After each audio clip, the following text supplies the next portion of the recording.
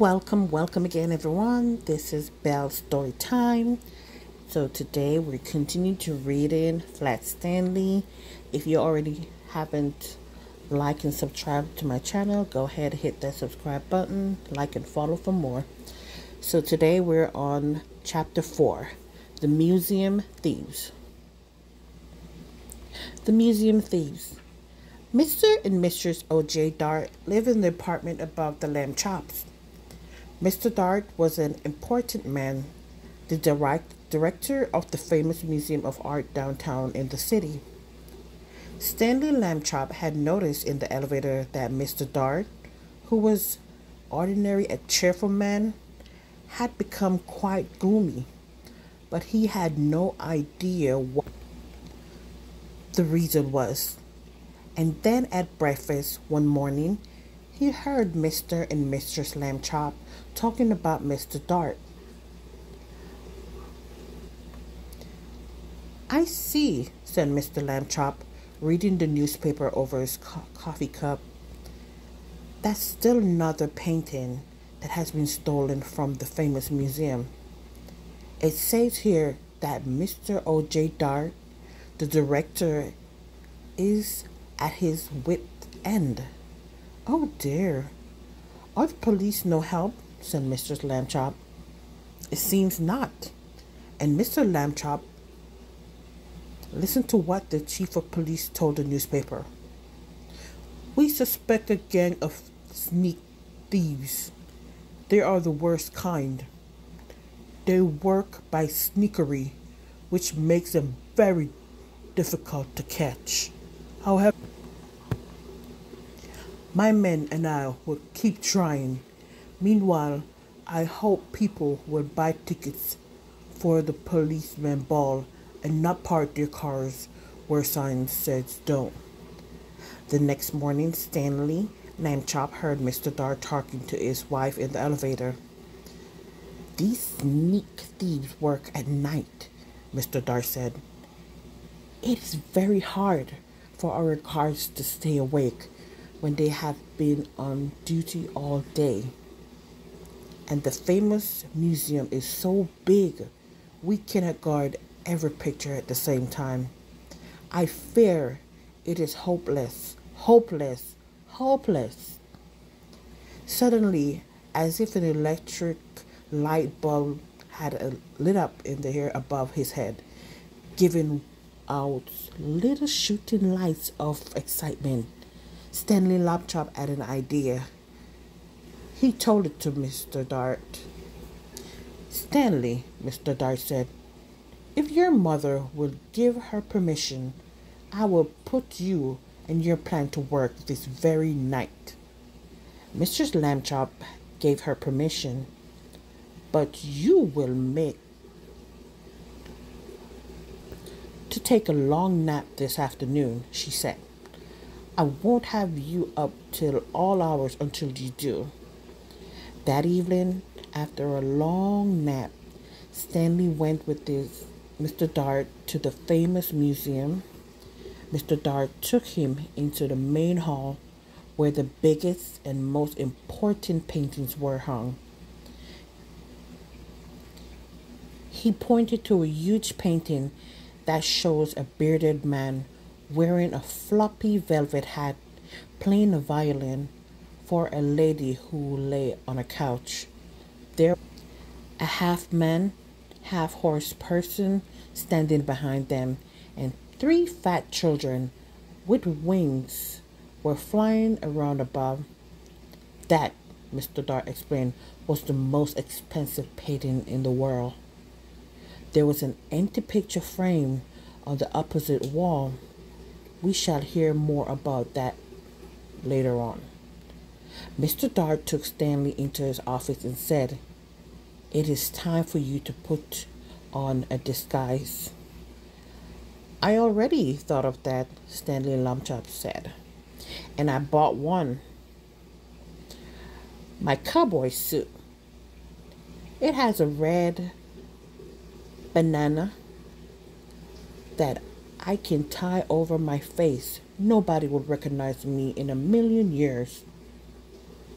No, Mr. Dart said. You will have to wear the disguise I have chosen. From a closet he took a white dress with a blue sash, a pair of shiny little pointed shoes, and a white straw hat with a blue band that matches the stash, and a wig and a stick. The wig was made of blonde hair, long and down and wrinkled.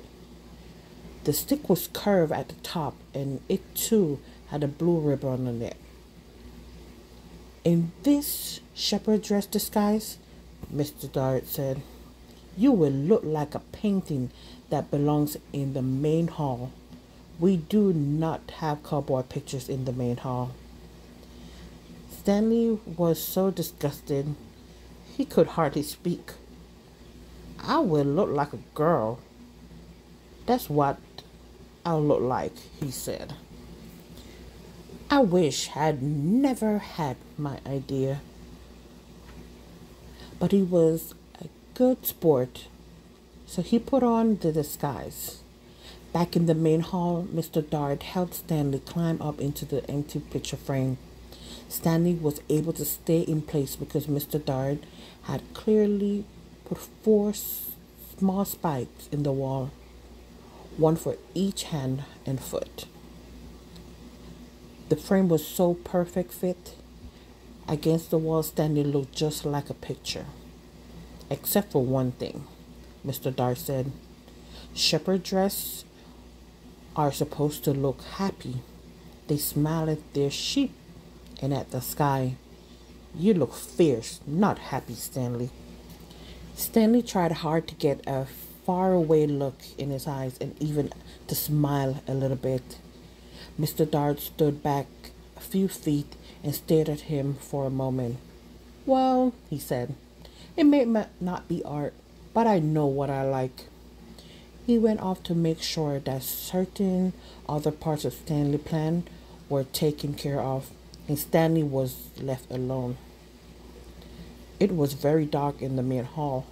A little bit of moonlight came through the windows, and Stanley could just make out the world's most expensive painting on the opposite wall. He felt as though the bearded man with the violin and the lady on the couch and the half-horse person and the wicked children were all waiting as he was for something to happen. Time passed as he got tired and tired. Anyone would be tired this late at night, especially if they had to stand in the picture frame balancing on little spikes. Maybe they won't come, Stanley thought. Maybe the sneak thieves won't come at all.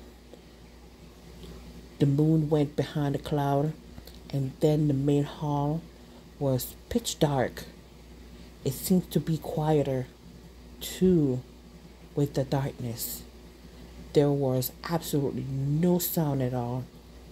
Stanley felt the hair on the back of his neck prickle beneath the golden curl of the web.